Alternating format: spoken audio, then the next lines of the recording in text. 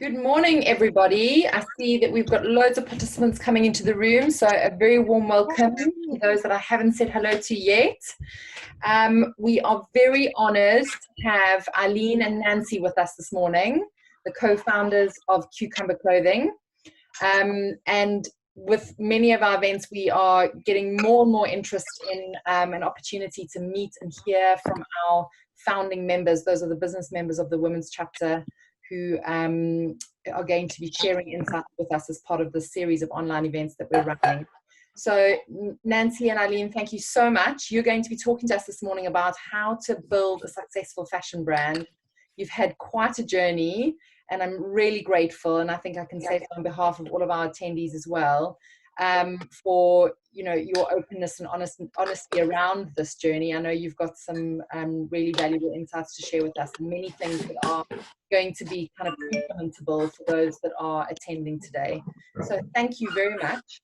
To all of our attendees, please can I ask that you mute your microphones to minimize the background noise. We are recording this session, so if for any reason you need to hop off, I'll be sharing this afterwards along with some resources that Eileen and Nancy have put together for you, and kind of a roundup of some of the key points that we discussed today. In terms of questions, we're going to have probably about a 40-minute chat with Nancy and Eileen, and I know that a couple of you did send through some questions beforehand, so thank you very much. I have included those, so we'll be touching on those, and then we'll open up for a Q&A afterwards. But in the meantime, if you do have burning questions, or you don't want to forget your question, feel free to pop it in the chat box. I'll be keeping an eye on that, and if we don't get a chance to kind of do it as we're going along, we'll have a section of time at the end for a Q&A. So without further ado, I would like to kick off and ask you, Nancy and Eileen, to share a little bit about your story. How did Cucumber Clothing come about? And maybe you can even tell us why it's called Cucumber, because I think that's always intriguing. Well, good morning, everyone. And firstly, Michelle, thank you so much for having us here. We feel honored to be here. And as a pretty new company, it's still a little bit startling to be asked to talk. We've been starting to do a lot more talks and interviews, but it's a newish experience for us, and we're very happy to be here. So thank you. And thank you, everyone who's attending. The story behind Cucumber, well, first of all, the name. We searched around for a name because that was one of the first things. Beyond searching for the fabrics, which is the base of our brand, we were looking for a name, and we first started off with lots of funny things like, I don't think Grace and Paws was one of them, or just kind of a pretty name. And we spoke to a friend of a friend who's in advertising. He said, no, you need something that says what it does. And he came up with a helpful bunch. He just tossed them out. He said, I'm in the bath. These are a bunch of names you might want to think about it. And we heard Cucumber. We thought, well, that's us. Our clothes keep people cool, and it's a sort of nice graphic.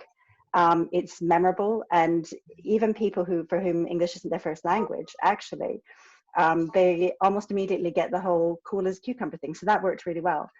And in terms of launching Cucumber, well, Nancy and I have known each other for a long time.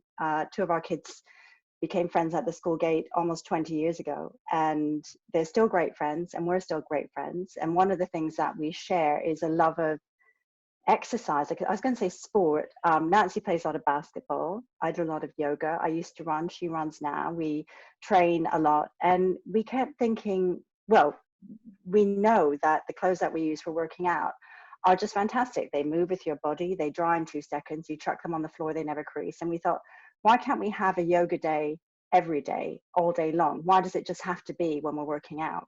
And we realized that was to do with the technical cutting edge fabrics that are being used with performance fabrics. So we had a look into that. And once we found fabrics that we thought felt gorgeous, as well as doing all the technical things that sportswear can do, we thought, well, let's just give it a go. So Nancy I have a husband. Nancy's essentially my wife. We're married in work, and we just gave it our best shot. So here we are. Brilliant, thank you. And in terms of, Nancy, maybe you can help us with this one. You like your journey so far. I mean, how long has it sort of taken from start to where you are now? And has there been a high point or something that really stood out for you that kind of crystallized that knowledge for both of you that you were onto something and doing the right thing? Because I Yeah, think so many of us, from a confidence perspective, sort of we wonder along the way, you know, should we be doing this? Are we doing the right thing? Was there an aha moment for you both? Well, sort of. I mean, we decided when we, as Eileen said, we were thinking about, you know, how do we translate fantastic sportswear into something you want to wear every day? And we did a lot of research. I spent a lot of time at the British Library. They've got a fantastic section. They're going through Mintel, all these different things, researching the market. And we came up with this idea initially of, and I think it's very important to start small. We came up with an initial idea of, okay, we're going to look at nightwear for women and who feel hot at night. And we came up initially just with 6 pieces of nightwear. And I think for us, the highest point really was when, after we decided to go ahead with it, we held focus groups and we talked to lots of people and we came up with our capsule collection. Through a friend, I was put in touch with Lisa Armstrong, who's the fashion editor of the Daily Telegraph, and she loved it. And I was having lots of conversations with her and I gave her some pieces and she was saying, oh, my readers are going to love this. And it's that validation that, oh my God, I've got something real here, something that people, you know, want to write about. And then after we launched in September 2017, 2 days after launch, she wrote a piece about us in the Saturday Telegraph. And we woke up the next morning and literally our phone was ping, ping, ping. And that first sale, I'll never forget our first sale. It was 3 dresses, all in the same size, all in the same color to the same woman. And she's come back lots of times. And it's that validation that, you know, feeling that you are doing something that people want. And I remember also seeing the first time, our very, very first manufacturer, we've always manufactured in London, but our very first manufacturer, we actually become too big for, and they were in Stratford. And we were picking and we were packing the things up. And I remember coming home and saying to my husband, oh, it looks like something you'd buy in a shop. And he was like, well, yeah. And it's like that realization, oh, I've got a brand now, I've done this. You know, and it's little moments like that that keep you going along the way, I think, where you realize, actually, this is a proper business now. It's not just us talking about it, we've done it. So I think we have to, you know, it's important for us to congratulate ourselves as well along the way, because there's lots of ups and downs and they're not all great things, but you have to remember those highs as you go along the way, that, you know, ultimately there is something there that people want. So that when you make the mistakes, they don't feel so bad. And how did you, I mean, as co-founders, how did you decide who was going to do what, and, you know, what sort of money you were going to put into the pot to take it from this idea where you knew you wanted to create something to that point where you said, wow, actually we have a product? I think actually the idea of who does what was quite, I mean, we both do everything, but we do have our separate areas. And my background is in advertising and Eileen's is in fashion. And I would love to say I'm creative, but I don't think I am. So Eileen is very much the creative and I'm very much, you know, the other side of things. So really we've got very complementary skills, I'd say. So whilst we both do everything, and obviously I want to be involved in the creative side, but I'm not taking the lead on that. So we do have our areas of expertise. And then in terms of money, I mean, you know, we just decide, you know, we are self-funding at the moment and we decided what we were prepared to put in. And then all the rest of it is just all the money we make, we put back into it. So, you know, we're still growing in that sense. Okay. And in terms of struggles, because I know it's great to talk about high points, but probably, you know, I think things that you may identify as struggles are going to resonate with a lot of people that we've got in the room today. Are there key things that stand out for you in terms of being the toughest part of this journey? Yeah, I mean, I'll take that one. I think we would both agree 100% that starting a company, you've got lots of hopefully lots of highs, but you probably have an equal amount of lows, if not more, because it's inevitable that things go up and down. And I think the thing that we have struggled with absolutely the most, even though there are 2 of us, is time management. Because if you think about it, starting a company, you're doing everything from strategizing, and that's to do with the whole company, whether it's to do with your digital side or if you're bricks and mortar, or if you're dealing with suppliers and manufacturers, if you're dealing with customers. So you've got all of that to deal with. And you're trying to look at big picture as well as trying to look at the small individual things, you know, dealing with an individual request from a customer who's not happy with something or who is happy. So you want to say, thank you so much for contacting us, to dealing with a manufacturer who might be having a problem, well, with COVID, quite frankly, and having to squeeze all of that into a day sometimes seems like and is an impossible task. I'd say that has been very biggest struggle. Other things, working on a shoestring, which is the positive is it makes you think very, very hard about every penny that you spend. It forces you to be clever about how you use your money. It forces you to edit down in a way, maybe you wouldn't if you had a larger budget, so that you were much more focused about where you want to go and what you want to do. And then I'd say specifically, probably one of our lowest points was quite early on. We were growing pretty quickly. I think it was within the first year when we started up. And we decided that one thing we just didn't have time for anymore was the actual physical picking and packing of our stock to send out to customers. That takes time. Every day you have to go, you have to pack it up nicely, go to the post office, send it up. So we went to fulfillment. So we used a fulfillment company, and we thought, this is great. You know, we don't need to worry about any of that. And it didn't seem to be too expensive. Fulfillment, generally, they charge for each piece that goes into fulfillment. So if you have, you know, one piece be like 7p to put it into stock, great. Well, it's great until they started sending out two of the same things in boxes marked shoes, the wrong thing to the wrong person. And we started getting in, you know, a flood of complaints. And for us, customer service is so important to build brand loyalty. That was 1 month of a very expensive mistake, because they also charge you to take it out of stock. So if you are a small company, just a heads up, and you're planning on doing lots of pop-ups, fulfillment probably isn't for you, because every time you take it out and put it in, they charge you. So if you're continually taking out pieces of stock and putting them back in, you'll end up with a very big bill. So that was a bit of a downer, but we're over that now. And have you found, so what has the solution been to that? Because obviously, if in order to scale and grow, it's not feasible for you guys to be doing the picking and packing on an ongoing Exactly. basis. So have you found a solution for that? That's very true. At the moment, we are still doing our picking and packing, and we are helped by the fact that our warehouse is equidistant between our homes in North London. So, you know, even during lockdown, we are able to walk to the warehouse and then walk. So that has worked pretty well. Ultimately, it's not going to be the answer, but we haven't quite looked at that at the moment, but it will be going down some sort of route of fulfillment. But I guess we'll just have to choose a bit better next time. Yeah.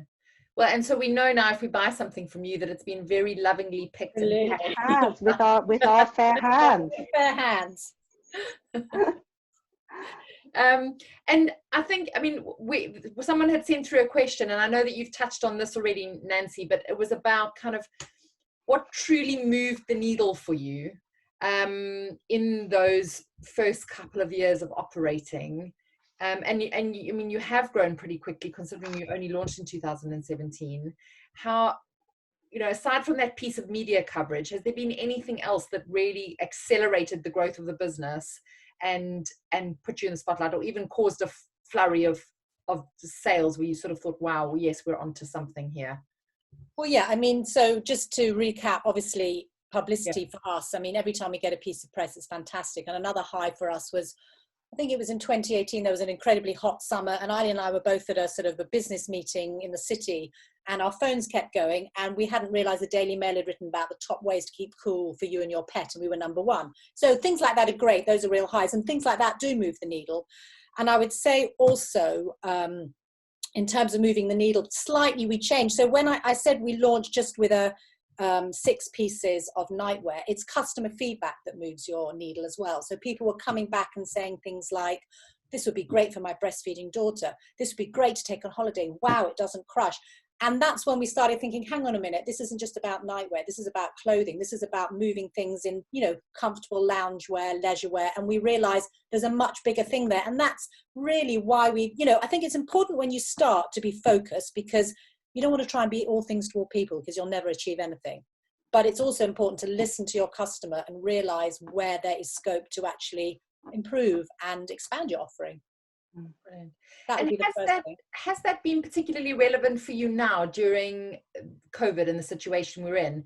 And because the reason I ask is that over the series of events that we've done, one of the themes that consistently comes out of the chats that we have with founders is that particularly now, they've gone back and asked their customers, their clients, their supply chain, what do you need? And that in many ways has given them direction around how to pivot, what product lines to focus on, and kind of, you know, how to come up with coping mechanisms in this time, but very much based on listening to their audience and their customers. Yeah, I think COVID has made us concentrate our minds, but we have always, I would say, Eileen, been a company that listens to our customers. That's really one of our USPs, is we're very customer led, and we get a lot of emails from our customers, and we're always encouraging them, good and bad, because there's no point making a whole load of, you want your customer feedback, you want to know what it is they like and what they don't like. And obviously within our line we have some that are better sellers than others, but it's important to listen to that for your future collections.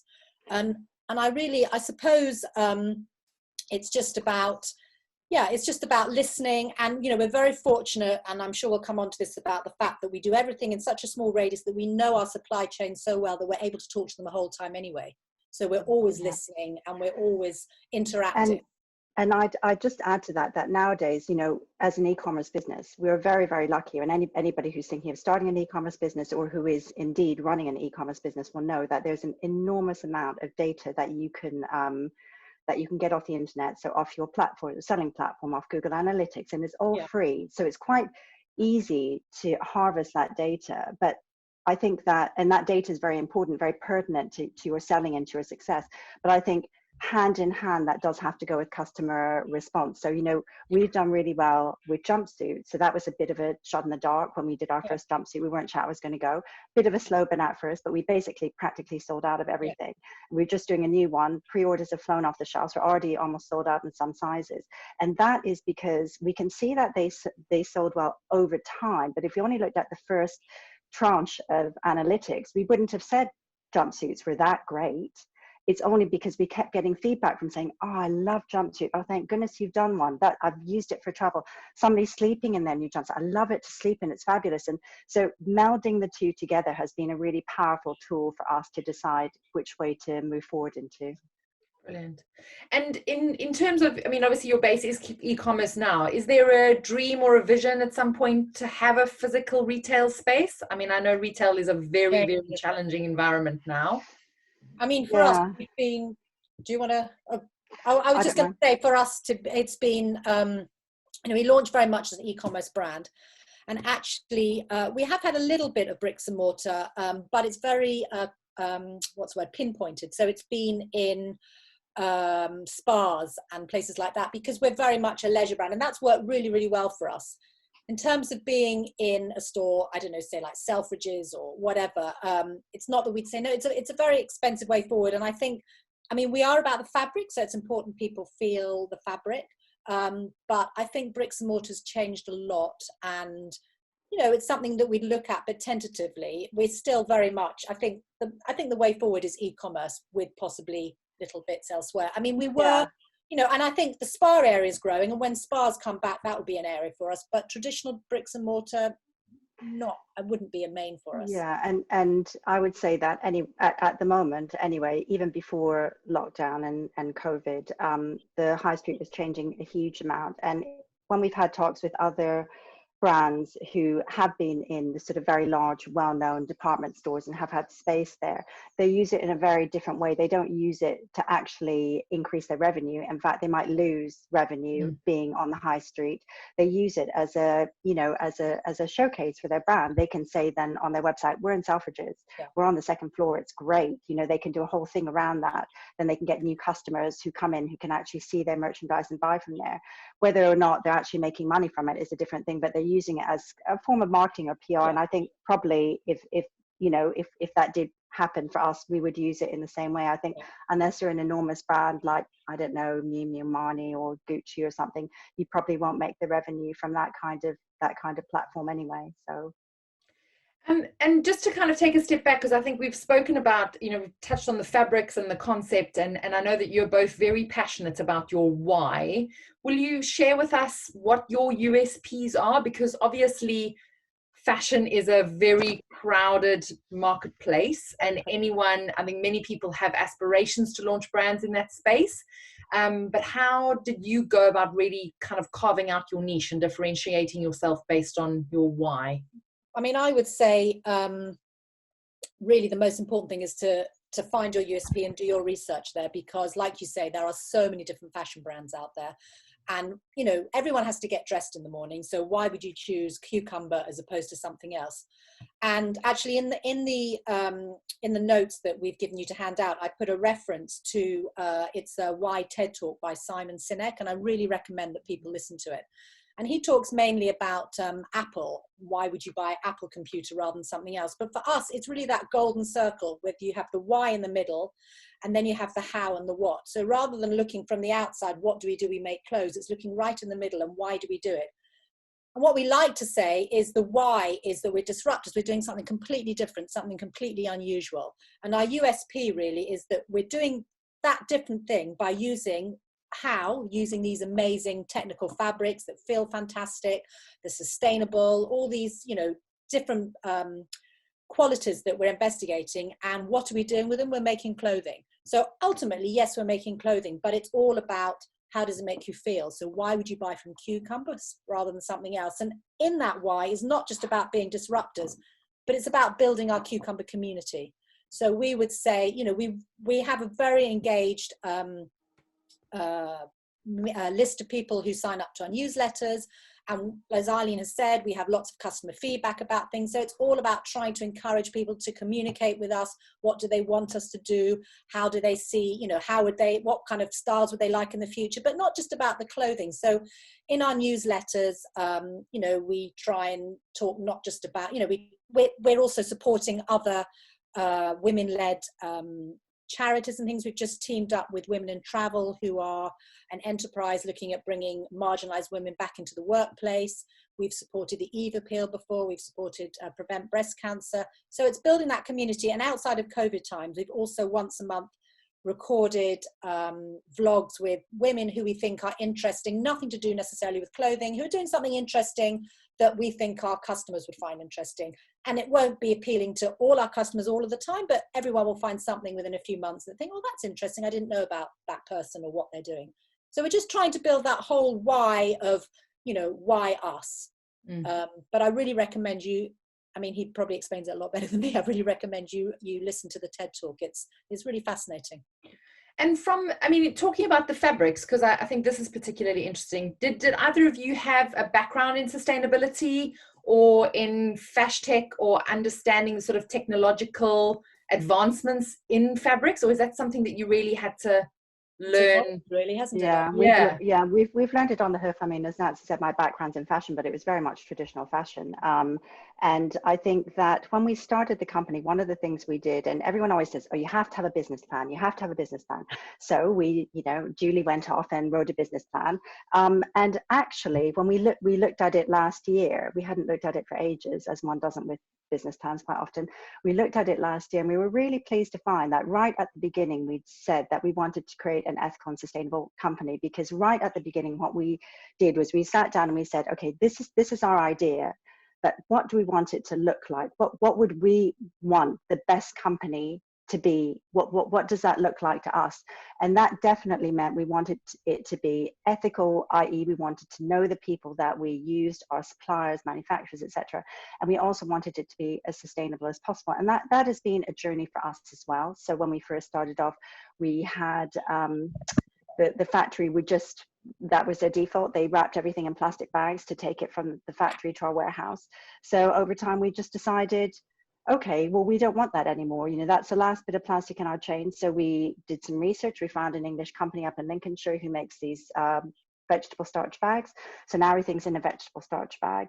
We originally had white cardboard boxes which can be recycled that we sent things out in. Now we use recycled, what they call postal bags. They're really sweet, again made in England, made in Lancashire, and they can be recycled as well at the end. So all of that sustainability story for us has been a personal journey as we learn more and more about the fabrics that we're using, the way that they're made, and the products that we're using in the trim. One of the decisions we've made very recently was we've just finished our first lot of cardboard, what we call swing tags, the little tags that are attached to every piece of clothing that you buy. And we thought, do we reorder them? We can get some recycled card or maybe get some seed card. And then we thought, do you know what? Why are we putting an extra piece of something onto our clothing that the only thing people do is they look at it, they take it off, and at best they'll recycle it. They'll probably just chuck it away. Yeah. So we took the decision, we're not going to have any more swing tags.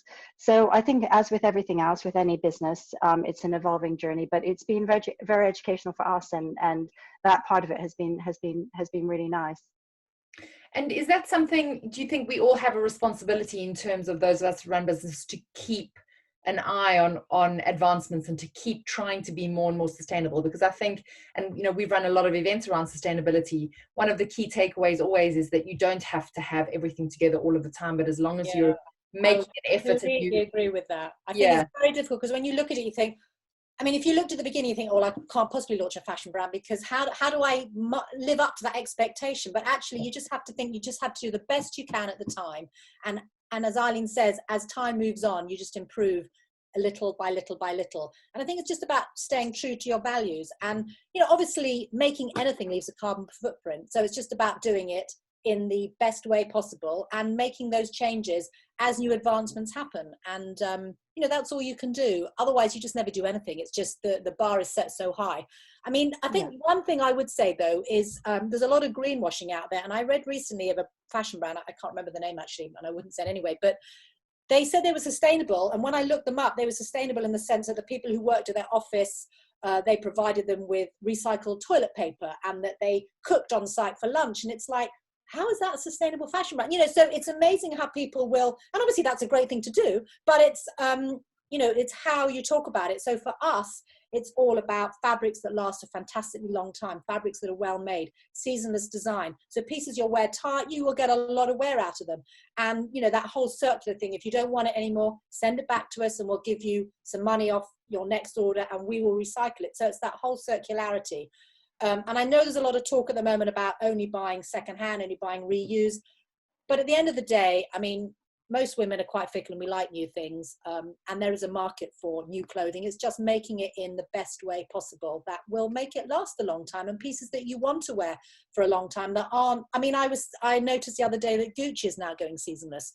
I mean, that is a direct thing out of COVID, where people don't want all those ridiculous cycles anymore. And somebody was saying how for the first time when you buy clothes now, you'll be buying in the correct season rather than buying your winter coat now. People are still selling summer clothes. It's that kind of thing. It's just creating things that people want now that will last an awfully long time. Yeah, and I think consumers, and I know this personally, as long as consumers feel that that you're being as honest as you can be with them, yeah, I think that's the most important thing. We know that we're not perfect as a company, but we try and be as honest as we can about what we're doing and as transparent as we can, and that's all we can do. So then people can make their own decision. And I think as a company, whatever area you're in, it's that honesty between the company and the consumer that builds brand loyalty and customer loyalty, and that's an important relationship to to fan. We touched on your 5-mile radius earlier. Will you tell us a little bit more about that? Because I think that's kind of really interesting, and obviously something that goes back to your why and your core values. So basically we do everything. It's actually within a 4.2 mile radius if we're being specific. So our material is not manufactured in this country, and that's partly because, well, it is because nothing like it is made here, and we're constantly searching for new materials. So once we have our fabric into this country, we literally do everything within a 5-mile radius. I mean, that's helped by the fact that Eileen and I live not far from each other, but our design, our pattern cutting, our grading, our manufacturing, our fulfillment, it's all within a 5-mile radius. And as Eileen said, during COVID, and even now sometimes, we can walk down to our fulfillment. So it just it's great because it means that we're able to go and visit our factory. I mean, we know the factory dog. I mean, we have a very close relationship with them. It means we have good relationships. We know our supply chain really, really well. And it means that we're not using endless amounts of transport to get everything. And in fact, when we send our pieces out, we send them by Royal Mail, and we took that decision because it's not putting extra vehicles on the road. So I have to say, though, in COVID times, we're using Hermes for UK deliveries because the Royal Mail is very disrupted. But generally speaking, we try and send out, we try not to make extra mileage where it's not necessary. And is that something that your customer base really value? I mean, is that from the feedback that you've received, do you think people are more and more aware? Some people, I think, come to us because they like our clothing and, oh, it's sustainable, great, but I'm not that fussed. And some people come to us, oh, great, it's sustainable. Oh, and I like your clothing. I mean, I couldn't say it's I think it always comes back to the why. So I don't think that you can split these things out so easily. Obviously, if people don't like the clothes, they're not going to buy them. But people tend to look at a brand as a whole package. So, if you think of something like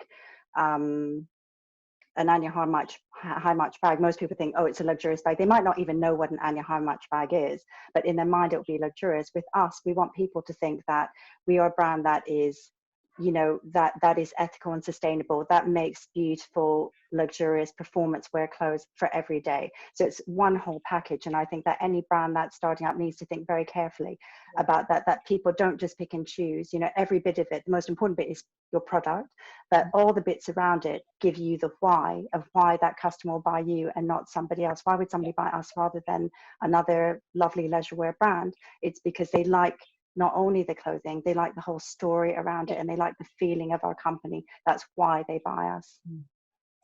And I think, I'd like to move on to the topic of funding now, because I think for anyone who's running a business, that's always kind of a burning issue.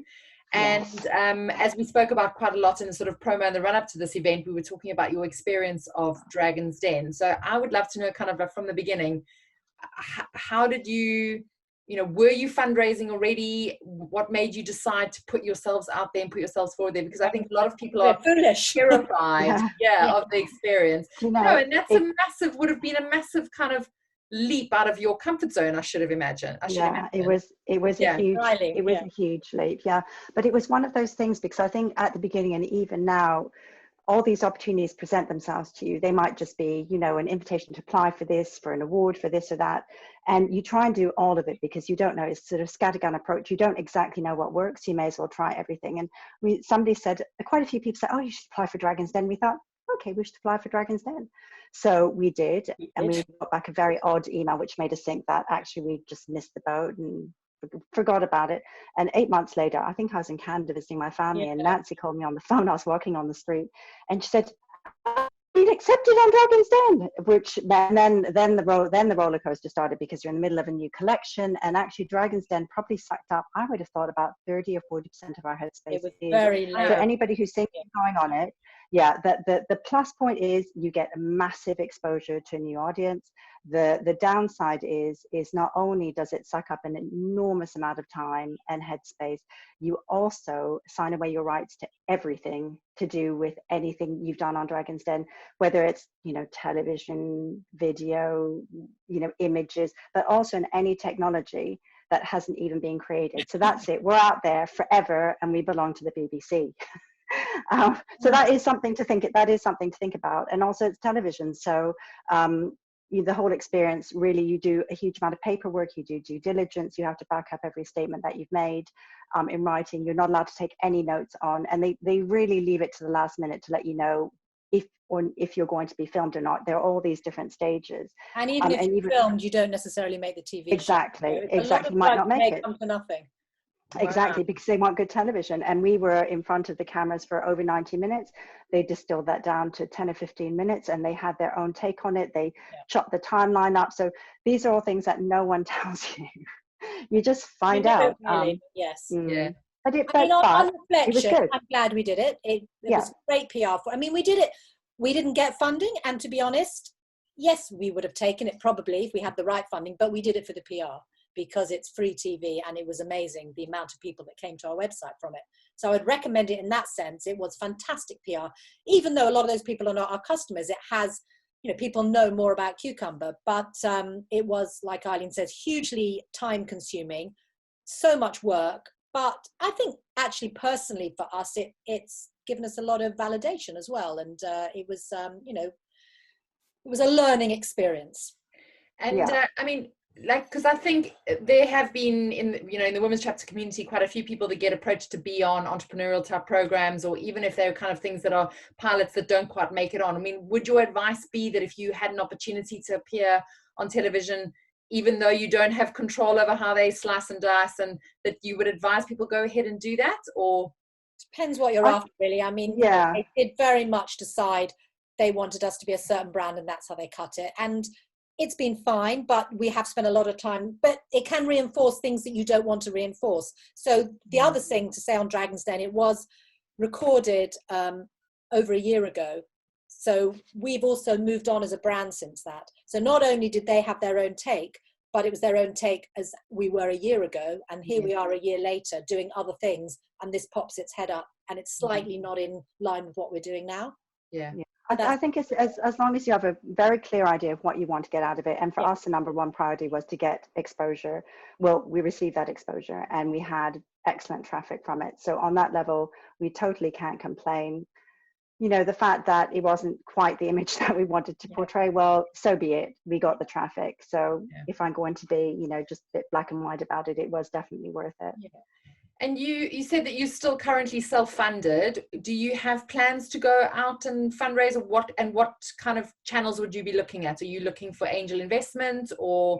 Well, at the very beginning, the very beginning we did look at VCs, and we had some conversations, and we had lots of people very interested. But the VC process is very much, you know, keep coming back, keep us updated. And again, it's a huge amount of work, all these presentations. And at the same time, your business can't stand still. And as Eileen said, one of our biggest problems is time management. So if we're spending so much time on VCs, plus we have to grow the business because they're not interested in standing still while you're presenting to them. It's like, where do you prioritize? So we've kind of put that on the back burner a bit. And partly also, I mean, VCs are looking for, you know, massive growth very quickly. And we've decided, you know, we're two women in our 50s. We want this to be successful, but I don't want to be answerable to somebody telling me, how many sales have you had today? What, you know, that's not the kind of life we want now. And I think it's important for us right at the beginning, when we thought about the kind of company we want, is to think about what kind of working life we want as well, because, you know, it's got to be enjoyable as well, which it is most of the time. And so we're thinking about angel investment, definitely. But we've also looked at brands. So we liken ourselves to brands like Hush. We have quite a similar customer base. They've only just gone into funding. That's after 15 years. So actually you can do it. You know, we haven't had to put any money in since January last year, so that's been fine. But, you know, obviously the less, you know, we do want some bigger funding, because if you're going to do big things, you've got to have the funding for it. I mean, one thing that's come out of COVID that's been a positive for us is we did apply for the business bounce back loan, which is a fantastic thing in terms of, you know, repayment. So that's given us some cash to play with, and we're just in the process of deciding what to do with that. Okay. But at the moment, funding is definitely out there as a possibility, but, you know, we've got a new collection coming out. There's so many other things taking our time. So it's a question. And then also, and I think we would definitely go down the angel investor route, but it is also a question, it's a bit like a, you know, a relationship. You want to make sure that the angel investor that is investing in you is the right fit. There's no point in having some, well, I mean, obviously money's always great, but you really want somebody who's absolutely the right fit, who understands what you do, who's cheering you on, and hopefully, possibly, has some experience in that area, so can actually be helpful to you in terms of connections or ideas or mentoring or that sort of thing. So we are looking out for the right person, and that's always on in the background, but it is difficult to juggle all the balls the whole time.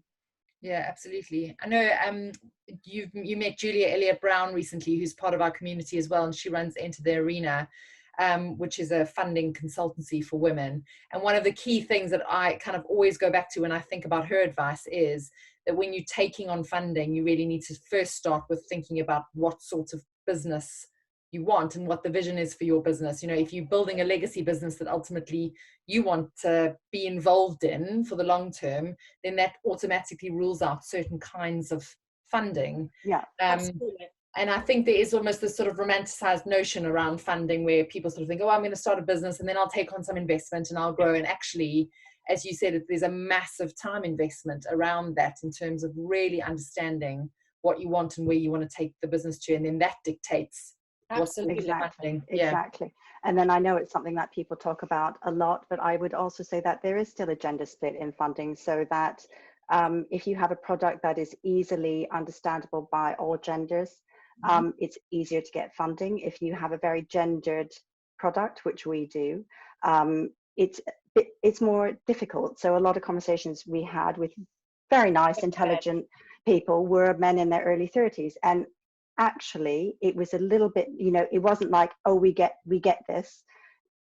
There was a lot of explaining to do. There's a lot of kind of building up the product around where, so that also can be a bit of a barrier still. Yeah. And to be honest, that was our experience on Dragon's Den. Going back to that, the men didn't get us. Okay. They just didn't get it. Because one of the, am I right in saying one of the kind of key USPs of the fabrics that you use is that they are heat regulating? So if you were going through menopause, or, you know, kind of you had hormonal changes or whatever, that actually your fabrics work really well for women in that position. and I'm guessing as sleepwear as well then, people who get very hot. That's where we started, absolutely. Yeah. We started with that. Yeah. And pregnant women who've just given birth. And then obviously it segues brilliantly into travel or living into a hot country, or just as we say, you know, everyday life at the moment is being super, super hot and absolutely gorgeous in London. And actually, if you're trekking around trying to get some things done, if you are wearing a cotton t-shirt, you will get very, very hot and very, very sweaty. If you're wearing cucumber, not so much. You'll stay super cool as a cucumber. Cool. Exactly. You've got it. I've got it. And I think, so one of the other questions, thank you very much for that. One of the other questions that someone else had sent through, and I think you might have touched on this briefly, perhaps you can expand a little bit more. Is there anything that you're doing differently in terms of either the way that you're running your business, your housekeeping, or your product lines as a result of COVID? Was there any sort of particular direction you were forced in? Well, I mean, I think just like every other company, we did have to change a huge amount. At the beginning, we actually shut for a week just because we wanted to make sure that if we were sending things out, how are we going to do that safely?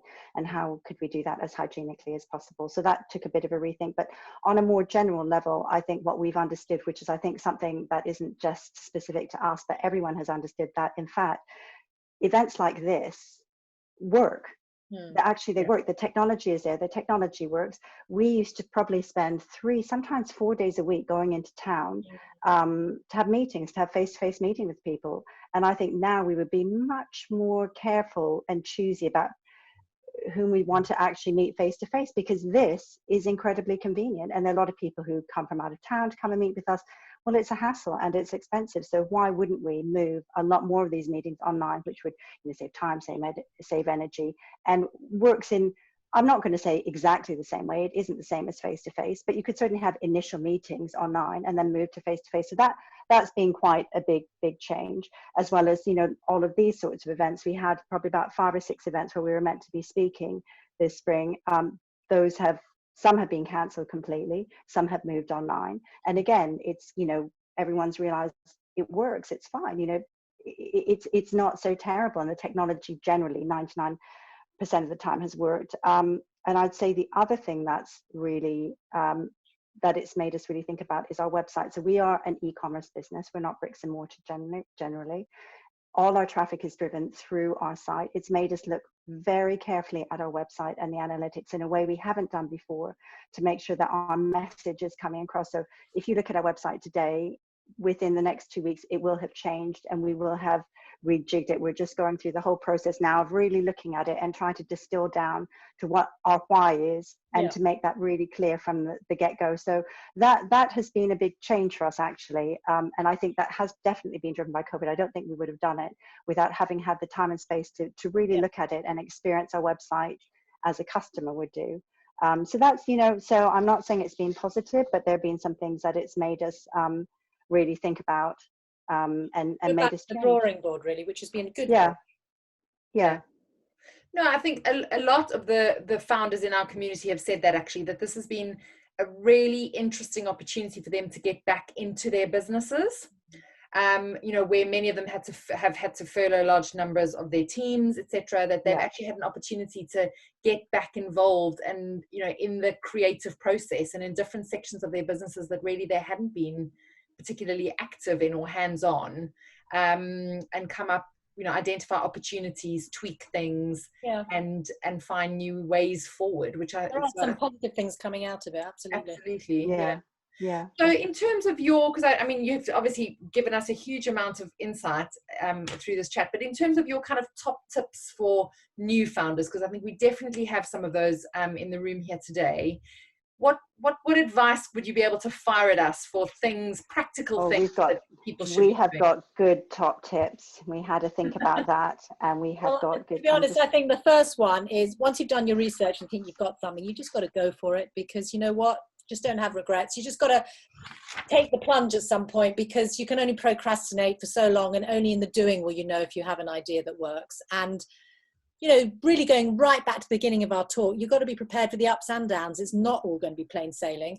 But as long as you've got those highs as well. And I think something that we've talked a lot about is having a co-founder. I mean, I would find this very difficult on my own, not just because obviously I don't have the whole skill set, but just in terms of a work-life balance. And it's really helpful to have somebody who understands exactly what you're going through, who you can just talk to about it without having to give the whole background first. You know, sometimes you just want to bounce ideas off someone who gets it straight away.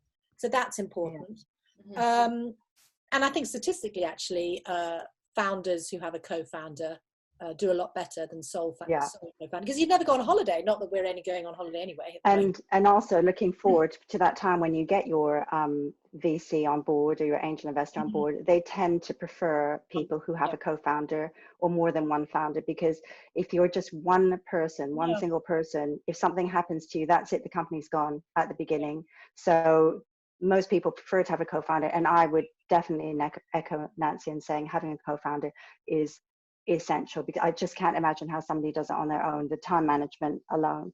And what Nancy said at the beginning, I'd say another top tip is do your research. Once we decided to go with the idea, it probably took us about 16 or 17 months of researching fabrics before we were willing and testing to invest them in it, and testing them and doing focus groups. And Nancy was down at the British Library and at Mintel, you know, studying all the stats to try and find out who will we be selling to. Is there actually a market for us to sell to? So doing your due diligence in the run up means you might actually along the way decide, oh, actually maybe my idea needs to change a bit, or you might say maybe there isn't an idea here, or somebody else has done it before me, so what's the point, let me do something different. For us, it just meant that we identified different groups of possible customers.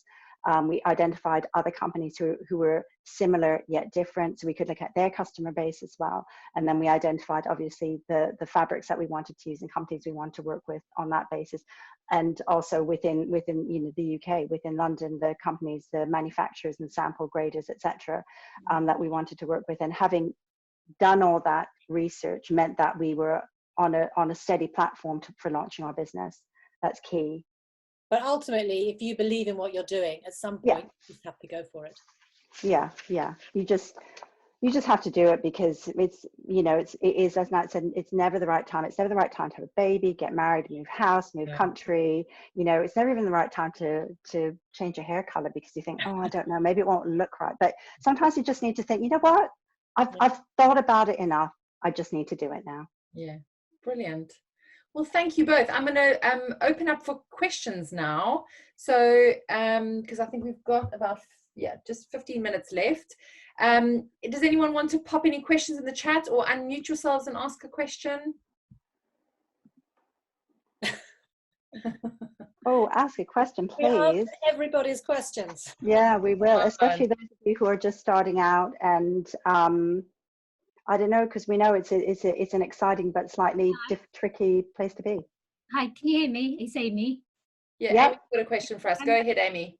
So you talked about having a co-founder. So I've started my business as a founder on my own. How would you, or what would you recommend for me to look for in a co-founder? I mean, I would absolutely love to have somebody to work with, because I find exactly the same, is that every time I speak to somebody, I have to explain to them everything I'm doing and how I do it. I'm very, very organized and structured. So that part doesn't really bother me. It's just the fact of having somebody who I can bounce ideas around with. But how do you actually go, okay, well, this person would be perfect or would be a good fit? I mean, I think somebody with complementary skills to mine would be really good. But what other things would you look for? Well, you have to get on with it, because you spend a lot of time together. Yeah, you don't necessarily, I think you don't, to be successful co-founders, you certainly don't necessarily need to be friends. I mean, Nancy and I were in the lucky position that we were and we are friends, and that meant that we had an existing relationship. But I'd say absolutely list down your skills, be very honest with yourself about what you feel you're strong at, what you're good at, and what skills you are lacking. And you know, there are platforms. In fact, I think there's a platform we didn't put on that list, Nancy, which is Ada's list. Yes. I often see people, you know, asking for co-founders on that list, and certainly on networks you can. Sorry, Ada's. It's called. Let me just look it up for you. Yeah, it's an international platform. Right, yeah. Well, what we could do is I can add it to the resource list before I send it out to everyone. That would be helpful. Yeah, thank you. I'm doing a skills matrix at the moment, so that's good. Yeah, and then I'd say that the final thing to do, which is incredibly important, because in fact we, not that we have personal experience, but we know somebody who has had an incredibly successful business, whom she started with a co-founder. And again, they were acquaintances. They weren't particularly friends, but they're acquaintances with complementary skills. They went on to have great success, and the relationship ended in absolute flames because they hadn't signed a contract. So however much you trust or like the person that you're going to go on this journey with, you have to assume that you're going to be incredibly successful with it. How is that going to work? What's going to happen if one of you decides actually you want to move to Tasmania next year because you've had enough of London? No idea what's going to happen in life. Yeah. What happens if you have a massive argument about something? You don't see that, what happens if somebody wants to walk away? You need to look at all of that. Have just a very simple contract written up, just so it's very clear what happens if things aren't going right, and that just avoids a huge amount of acrimony and lawsuits when you become hugely successful. Okay, thank you very much, both of you. Brilliant. Pleasure. We've got a question here from Joy. Joy's asked if you've considered producing your clothes outside of England in order to bring the costs down. Has that been a temptation? No, and that's a very interesting question, because actually that was one of the main things on Dragon's Den, as they were going on and on about why don't you produce in China so much cheaper. I have to say COVID has reinforced that idea for us, that we very much want to be here, because when our factory shut, we were able then to talk to them, and then when the factory opened slowly, we're starting to manufacture again, and the thought of having to negotiate things outside of the UK, it would be a nightmare. But for us, it's very important. It's all about producing locally, and we want to support local manufacturing. So no, we recognize that it's not the cheapest way to do things, but that's part of our why. It's our DNA. We want to pay fair wages and pay them here. And then Lucia's got a question here. You've mentioned the cucumber fabric is not made in England. Do you have any tracking on the production or dyeing process in terms of sustainability? So I would, so you go ahead, Nancy. Well, all I was going to say is, in a way, we've had to take our factory, our material manufacturer at face value. We've asked them all those questions, and they've signed all the things saying that they produce things they pay their fair wages, and they produce things in recognized ways. We haven't been able to go and check them out, not yet. Do you want to add something there, Eileen? Well, I was going to say, when we started, as we said, we wanted to be a sustainable and ethical company. So the first fabrics that we used, we did a lot of research into their factories, and had them sign an agreement that they only pay their workers fair wages, that they had fair working practices, et cetera, et cetera, et cetera. We didn't at that point go into very specific things about the dyeing process, which is something that, as we said, on a journey with other fabrics that we've used, subsequent to that, we'd be much more specific. So for instance, more recently, we've been using something called 37.5. That has huge traceability. We know exactly where that's coming from. So the answer is yes and no. So where we started, we thought we were doing 100%. In fact, it turns out we weren't doing 100%. But as time is going on, we are learning as well what questions to ask, and how to be absolutely certain about the provenance and the whole process of what we're doing. So that's all I can say. We're learning as we go along. Brilliant. Thank you. I've got a question here about how would you go about finding a mentor? Do you have a mentor or someone that you use to sound ideas off, and how did you find them? On the list that you've got, we actually do at the moment have a mentor from somewhere called the London Growth Hub. And they offer free mentoring, and he's been great for us. But there's a lot of different places out there to search, but that's something that we've thought about from the beginning. We've talked to lots of different people about mentorship, and this is how we've happened to come across. And I think this was actually offered out of COVID. It was mentorship to companies because of COVID. So there are a lot of places out there. Also, the British Library has an IP centre. There's lots of resources there. So it's just a question of, depending on what sector you're in, looking at different things related to that sector, and eventually somewhere you'll find somebody. Yeah. Our mentor's been great. He's been incredibly helpful for us. And it's another pair of eyes, because I think when there's, however many of you are involved in a business, you spend so much time looking at it, you can't see the wood for the trees. Mm-hmm. And sometimes you need someone to say, have you thought of, and you think, oh my God, that's obvious.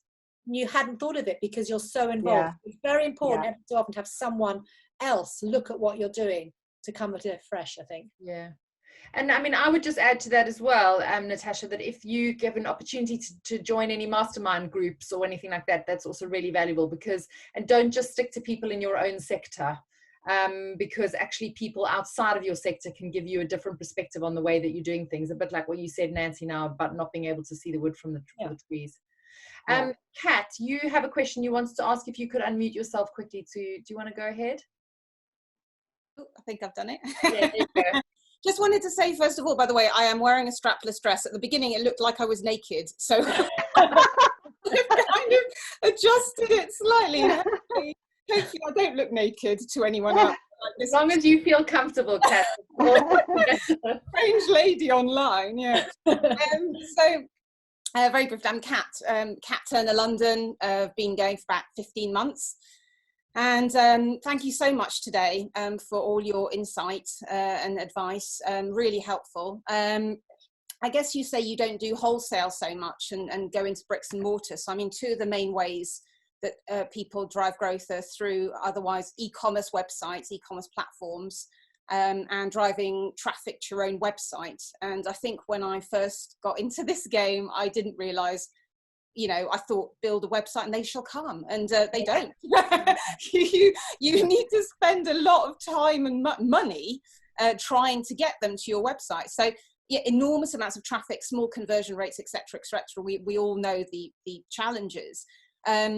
What have you found to be the most effective ways of driving traffic and driving growth? Okay, that is definitely, so for us, we've had, I think, a slightly unusual story in that is that we have never paid, I think we paid about 30 quid for traffic. So we haven't done Facebook ads, we haven't done Instagram ads, so we haven't done any of that. What we have done is we have worked every single connection, however tenuous it might be. No shame. Yeah. And I can tell you, I know that's not me. That is so not me. But I've put myself out there, and you know, if somebody just mentions passing, oh yes, I bumped into somebody who works for this website that does, I'll say, oh, can I have an introduction? And then, you know, that's it. And you know, 9 times out of 10, nothing comes of it. The 10th time, something might come out of it. And it's difficult and it's embarrassing, depending on the person you are. But ultimately, it has totally paid off. I got in touch with my boss from 20 years ago. That was really helpful. We had press out of that. I can't remember how you met Alice Hot Davis, through Nancy's basketball. Somebody used to play on Nancy's basketball team. That got us lots of, I mean, it was just all these various and it's amazing. Absolutely. And it's amazing when you think about the people you know, and it's who they know. And obviously you do it in a nice way. But like I said, right at the beginning, I knew someone who knew Lisa Armstrong, and I happened to be seeing her. Well, I had some samples with me. I left them with her. She was seeing Lisa the next day. She tried them on. She loved them. She wrote about us. I mean, that put us on the map. So it's all about us. It's been the press. Yeah, it's definitely being the press driving traffic, and the more press that we get, we know the more traffic we get. So that's why Dragon's Den was so great, because even though, you know, 9% of the people going onto our website, because of that, we're like, all right, who cares? Don't, you know, that's not for me. That 10%, they're like, oh, that's interesting, and they probably wouldn't have found it. So it's just trying to get as much exposure as you can. And honestly, we know it's incredibly difficult. But if you just get that one hook, as soon as you get one, then that leads into other things. And if you can try and maintain those relationships, it is also very helpful. Just very quickly, you're doing that yourself? Because I've known some founders pay like £1,500 a month to PR agencies and stuff to do this. Ourselves. Okay, fantastic. Yeah. But, you know, having said that, I feel we're coming to the end of what we are able to do, because we're because of time, and B, we're not professionals, and there's only so many times one journalist can write about you, and only so many times you can ask favors, you know, because we realize you can't just keep going back. Yeah. But it's good to start it yourself. You build those relationships, and you're in control of those relationships. Perfect. Thank you so much. Good luck. Thank you very much, Kat. We've got a question from Lindsay, and she's saying, outside of angel funding, when do you think you would hit profit, or perhaps you have already? She says she knows every business is different, but the standard seems to be 3 to 10 years. And like you, she's investing everything into her business at the moment. So she's just curious as to when you forecast that happening. I mean, I think we're hoping within the next couple of years, to be honest with you. This was our year of the big push, where we were actually, funny enough, thinking of putting some money towards professional help with PR.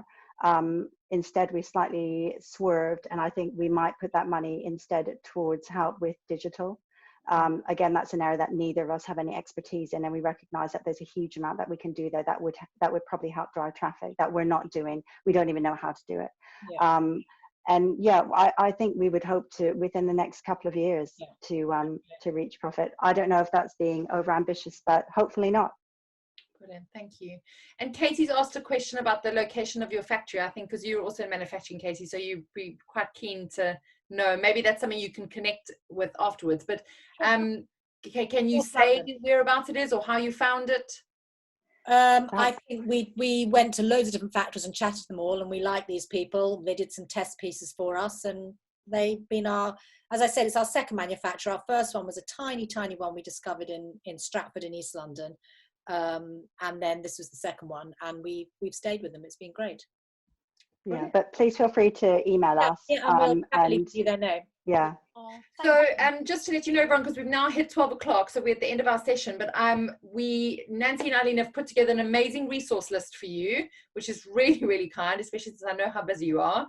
So I'll be sharing that in the follow-up email, and they will be in copy on that email as well. So if you guys are both okay with that, if anyone wants to definitely individually that they might not have wanted to ask here, then please do feel free. I'll also share links to your website, and I know that you have a special offer for Women's Chapter community members as well. So I will include that in there if anyone wants to try your products. I highly recommend them. Both wearing them. Yes. We can't really see it. The Zoom is not a great place to showcase your products. No. Yeah, I keep spotting the rail behind you there. Oh, sorry. Yes. I suppose it's going to be interesting. I mean, even from a retail perspective, as they say, we're not going to really be able to browse in the way that we did before. So perhaps that's even more good news for e-commerce businesses. But thank you very much, everyone, for joining us today.